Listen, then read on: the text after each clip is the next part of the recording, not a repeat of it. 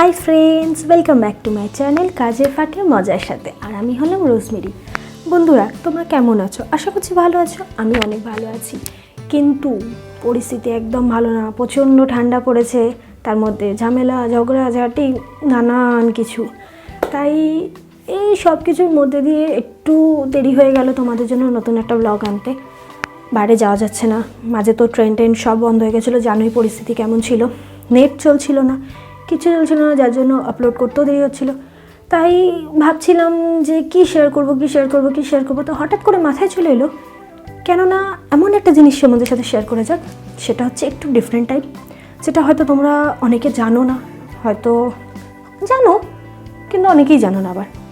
তাই জন্য দেরি না করে ভাবলাম যে সামনে ক্রিসমাস, তাই ক্রিসমাস রিলেটেড কিছু একটা ভালো জিনিস তোমাদের সাথে শেয়ার করবো। কিন্তু সেটার জন্য আমি কোথাও যাব না, কোনো রিভিউ দেবো না, কিচ্ছু করবো না। আমি রোজমেরি, তাই তোমাদের জন্য নিজের হাতে বানিয়ে তোমাদেরকে দেখাবো রোজ কেক কীভাবে তৈরি হয় একদম ঠিক। আজকের আমি নিয়ে চলে এসেছি একটা সুন্দর রেসিপি, যেটা আমি তোমাদের সাথে শেয়ার করতে চলেছি। এই রেসিপিটা সম্বন্ধে তোমাদেরকে কিছু বলি। এটা হচ্ছে একটা খুবই ক্রিস্পি টাইপ স্ন্যাক্স, যেটা খুবই মুচমুচে হয়, খেতে খুব সুস্বাদু হয়।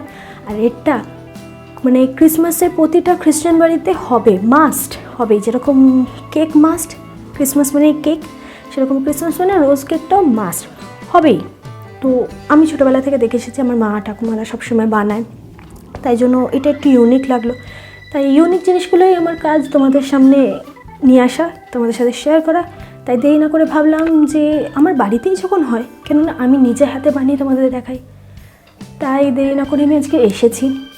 আর ক্রিসমাস মাস তো পড়ে গেছে, প্রচুর শপিং, প্রচুর সব কিছু, আরও নানান জিনিস, যেমন কেক তৈরি, রোজ কেক, খেজুর, এরকম নানান রকম অনেক জিনিস রয়েছে। সেসবগুলো তোমাদেরকে খুব তাড়াতাড়ি মানে সেগুলো তোমাদের জন্য আনবো, সে ভিডিওগুলো করবো তোমাদের জন্য, তোমাদেরকে দেখাবো কিভাবে কি হয়। তো আজকে দেরি না করে আজকে নিয়ে এসেছি তোমাদের কাছে রোজ কেক। এই রোজ কেকটা তো বললাম হবেই, মানে এত সুন্দর দেখতে হয় না, দেখতে খুব ভালো হয়। ফুল কিংবা প্রজাপতি এরকম নানান শেপের, হয়তো অনেকে দেখেছো, হয়তো অনেকে দেখোনি। তাই আমি তাদের জন্য নিয়ে এসেছি চটপট দেরি না করে রোজ কেক। তো আজকে আমি নিজে হাতে সেটা বানাবো, তাই দেরি না করে চটপট চলে যাবো, তোমাদেরকে দেখাবো কী করে কী তৈরি করছি, কীরকম কী। তো ভিডিওটা একদম প্রথম থেকে শেষ অবধি দেখো আর সাথে থাকো। চল ফ্রেন্ডস, চলে এসেছি আন্ডা, স্পুন, বোল। তো ফার্স্ট আমি আন্ডাটা ভাঙবো, চলো। আর বাকি কোয়ান্টিটিগুলো তো দিতে তো বলবোই। আমি যতটা কোয়ান্টিটি নিচ্ছি তাতে আমার একটাই আন্ডা লাগবে।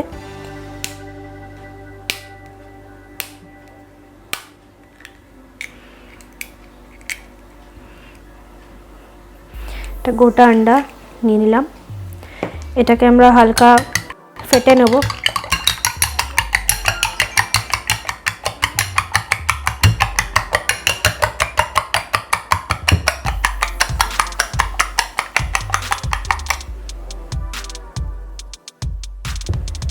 দেখো খুব সুন্দর ফাটা হয়েছে। এতে আমরা চিনিটা এখনই অ্যাড করে নেবো, তাহলে ডিমের সাথে খুব তাড়াতাড়ি চিনিটা অ্যাড হয়ে যাবে। তো আমরা নিয়ে নেব 1 কাপ চিনি।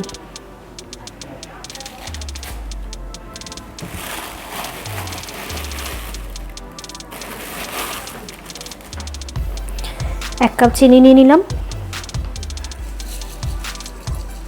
অল্প অল্প করে দেবো, তাহলে ফাটতে সুবিধা হবে।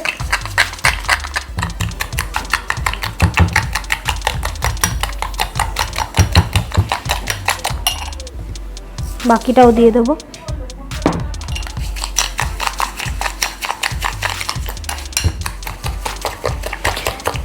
মেনলি এটা একটা ব্যাটার তৈরি করতে হবে, ব্যাটারটা তেলে ভাজতে হবে। তো চিনিটা দিয়ে দিয়েছি,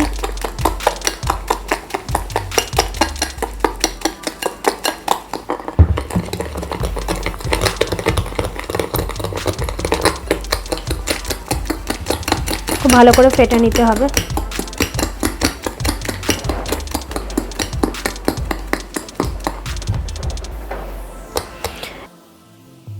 এবার মোটামুটি চিনি ততটা গলেনি, এর উপরে তো আরও অনেক কিছু পড়বে, তখন গলে যাবে। তো এখন আমি এতে দিয়ে দেবো 2 কাপ ময়দা। তো ময়দা দিই,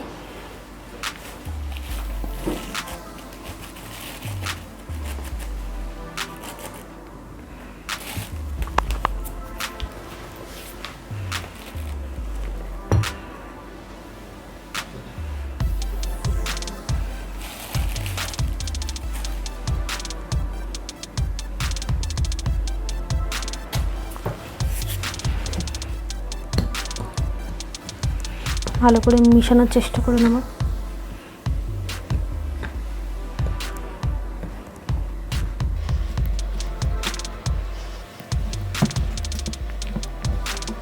এখন এতে দিয়ে নেব আরও 1 কাপ চালের গুঁড়ি।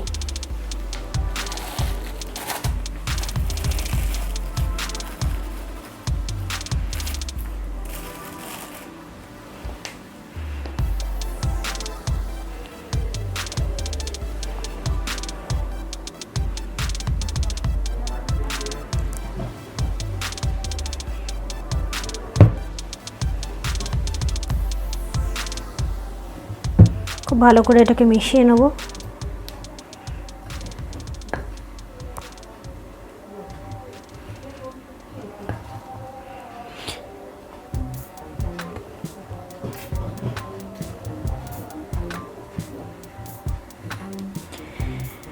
এখন ব্যাটারটা তো তৈরি করতে হবে, এটা তো শুকনো হলো। এবার এর সাথে আমি দিয়ে দেবো, আমি আগে থাকতে নারকেল কুড়ে রেখেছিলাম, সেই নারকেল কোড়াটা আমি মিক্সিতে দিয়ে একটু পেস্ট করে নিয়ে সেটা থেকে নারকেল দুধ বের করেছি। তো তোমরা চাইলে নারকেল দুধও দিতে পারো, না চাইলে তোমরা যে গুঁড়ো দুধ সেটাও ইউজ করতে পারো, নাহলে নর্মাল দুধ ইউজ করতে পারো, সেটা তোমাদের উপরে। বাট নারকেল দুধটা দিলে একটু টেস্টটা বেশি হয়।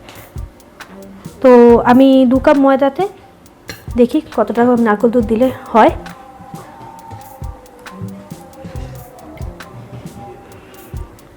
তো আমি 1 কাপ মতো দিলাম, 1 কাপে হবে না,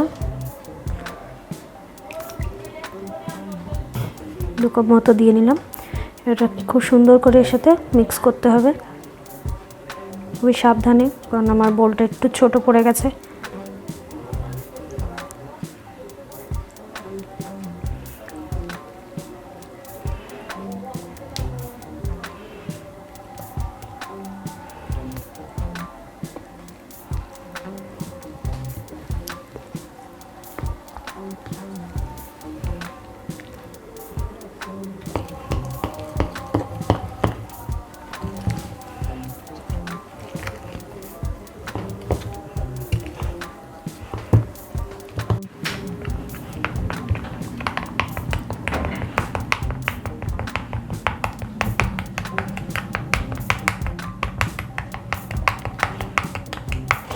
খুব সুন্দর করে আমাদেরকে ফাটিয়ে নিতে হবে, যাতে কোনো রকম ডালা বা কোনো কিছু না পেকে থাকে।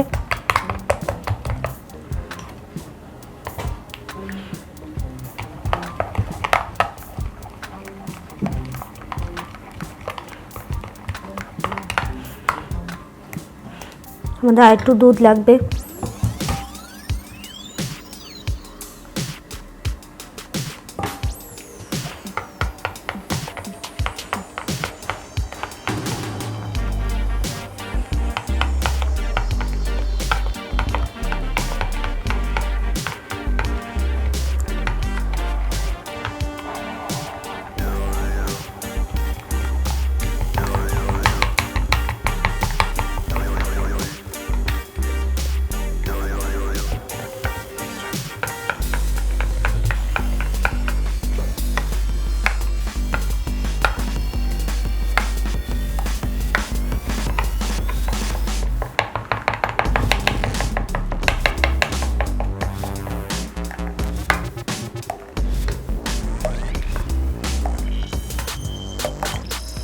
খুব সুন্দর দেখো একটা মানে ব্যাটার তৈরি হলো, খুব বেশি মোটাও না, খুব বেশি পাতলাও না।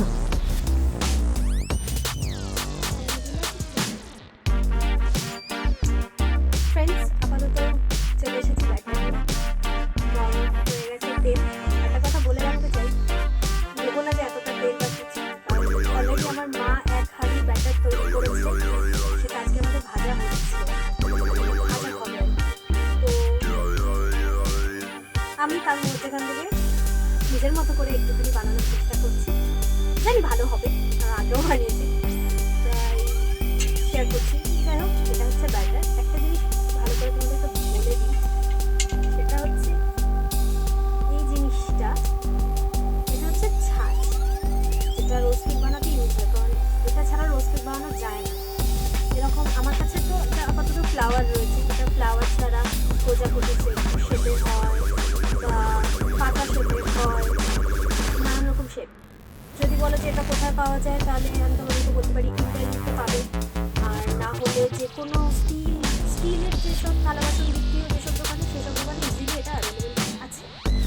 তো আপাতত আমি তেল নিয়েছি। উনুনে করারও এইটাই কারণ যে আমার মা অলরেডি করতে পারো, এই ব্যাটারটুকু শেষ হতে এটা করতে মিনিমাম 1 ঘন্টা লাগবে, এটুকু পুরো শেষ হতে। আর 1 হাঁড়ি মানে এইটুকু যদি 1 ঘন্টা লাগে তাহলে 1 হাঁড়ি কতক্ষণ লাগবে তোমরা ইমাজিন করতে পারছো।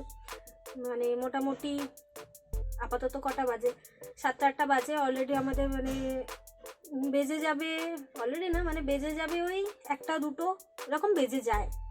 তো সেই জন্য উনুনে করা, কারণ গ্যাসে অতক্ষণ ধরে করা পসিবল না, আমাদের অনেক করতে হয়, কারণ অনেকেই মানে দিতে হয়, অনেকে আসে আমাদের বাড়িতে খাওয়ার জন্য।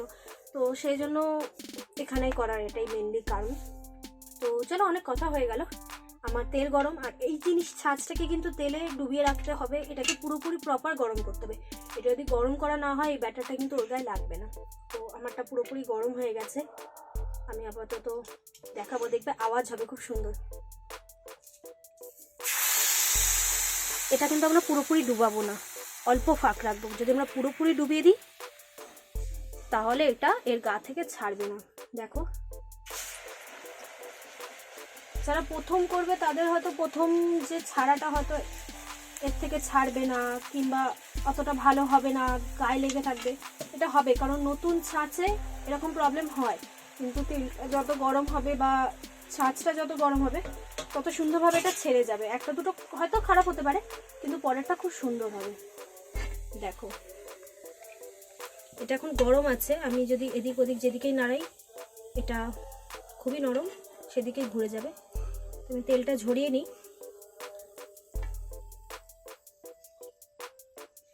তেলটা ঝরিয়ে নিয়ে আমি এটা সাইডে রাখছি, তারপর তোমাদেরকে দেখাবো কীরকম ক্রিস্পি হয়।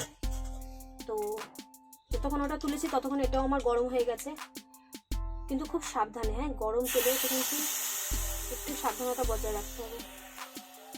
চলো নেক্সট।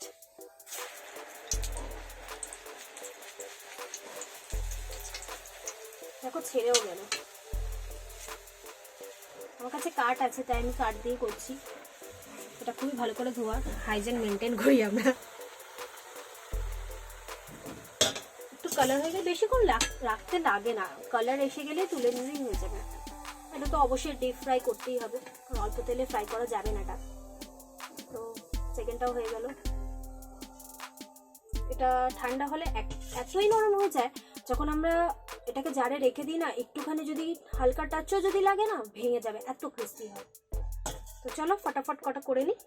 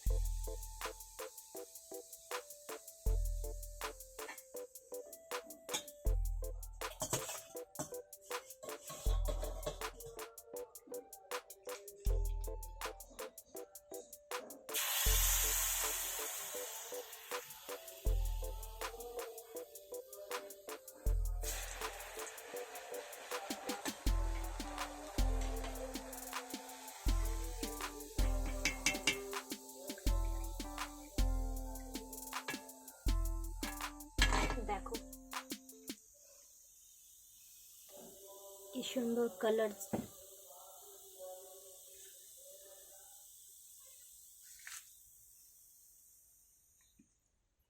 মোটামুটি আমার 4টে ভাজা বললে বিশ্বাস করবে না। দেখো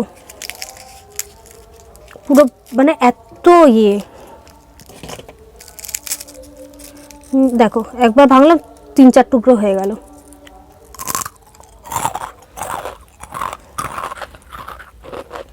এত ক্রিস্পি, জাস্ট অসম। টেস্টও খুব ভালো, আমি বানিয়েছি বলে বলছি না, সত্যিও খুব ভালো হয়। প্রতি বছর বানাই তো, বানাতে বানাতে তো শেষ হয়ই। এখন ডিসেম্বর আসেনি, তার আগে আমরা বানিয়ে নিই। এমনকি ক্রিসমাস আসতে আসতেও হাফ শেষ, তারপরে যা থাকে মানুষদের দেওয়া হয়। এরা খেতে খুবই সুন্দর, খুব বেশি মিষ্টি নেই, খুব বেশি নুনটাও না, খুব সুন্দর, এত মুচমুচে না, খুব ভালো লাগে। তোমরাও ট্রাই করো, আশা করছি ভালো লাগবে। যারা ট্রাই করতে পারবে না তারা ওয়েলকাম ক্রিসমাসে আমার বাড়িতে, তোমাদেরকে আমি নিমন্ত্রণ জানাচ্ছি, আমার বাড়িতে আসো, রোজ কেক খাওয়াবো, খেজুর খাওয়াবো, আরও নানান রকম ডিশ, কারণ ক্রিসমাস মানে তো খাওয়া দাওয়া মজা অনেক কিছু। তো আসো আমার বাড়িতে, নিশ্চয়ই খাওয়াবো তোমাদেরকে। কমেন্ট করো আমাকে, কমেন্ট করলে আমি অ্যাড্রেসও বলে দেবো। আর বন্ধুরা, তোমাদের এই ভিডিওটা নিশ্চয়ই ভালো লেগেছে, আশা করছি ভালোই লাগবে, কারণ এটা তো একটু ডিফারেন্ট টাইপের জিনিস। তোমরা হয়তো অনেকেই দেখো নি, যে হয়তো জানো যেটা রোজ কেক বলে, এই জিনিসটা দোকানেও পাওয়া যায় প্যাকেটের ভিতরে, কিন্তু সেই জিনিসের যা টেস্ট আর এটার যা টেস্ট অনেক ডিফারেন্ট আছে তার দুটো জিনিসের মধ্যে। আর আরেকটা জিনিস, সেটা হচ্ছে কেনা জিনিসের তো একটা আলাদা স্বাদ, আর বানানো জিনিসের আলাদা স্বাদ। এই বলছি যে নিশ্চয়ই তোমাদের ভালো লাগারই কথা। তো বন্ধুরা, ভিডিওটা ভালো লাগলে অবশ্যই তোমাদের যেটা করণীয় সেটা হচ্ছে সবার ফার্স্ট লাইক দাও, কমেন্ট করো কেমন লাগলো না লাগলো, তোমরা এরকম দেখেছো কি না, বা এরপরেও তো তোমাদেরকে কেক বানানোটাও দেখাবো, যে আমরা কিভাবে মশলা এনে কেটে শুকিয়ে, সেগুলো তো হয়ে গেছে, আর সেগুলো নিয়ে যাব বেকারিতে, নিয়ে যাব বেকারিরা কিভাবে, মানে যারা রয়েছে কেক বানায় তারা কিভাবে বানায়, সেই পুরো প্রসেসিংটা তোমাদেরকে দেখাবো। আশা করি তোমাদের ভালো লাগবে। তো নেক্সট ভিডিওর জন্য তোমরা রেডি থাকো, ওটা হতে চলেছে আরও স্পেশাল। তো দেরি না করে তাড়াতাড়ি লাইক করে দাও, কমেন্ট করে দাও, শেয়ার করে দাও।